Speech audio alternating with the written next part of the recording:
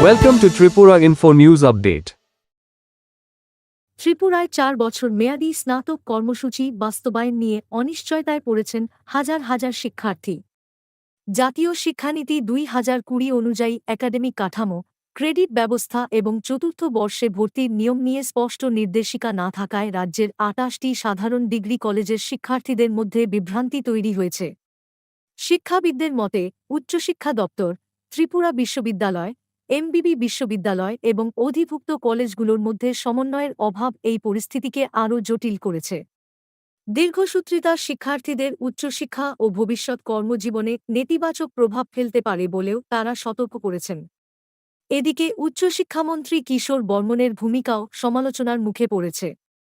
বিরোধীদের অভিযোগ, সংকট মোকাবিলায় প্রয়োজনীয় প্রশাসনিক তৎপরতা ও সময়মতো সিদ্ধান্ত গ্রহণে ঘাটতি ছিল। শিক্ষার্থী ও অভিভাবকরা অবিলম্বে স্পষ্ট নির্দেশিকা ও কার্যকর পদক্ষেপ নেওয়ার দাবি জানিয়েছেন।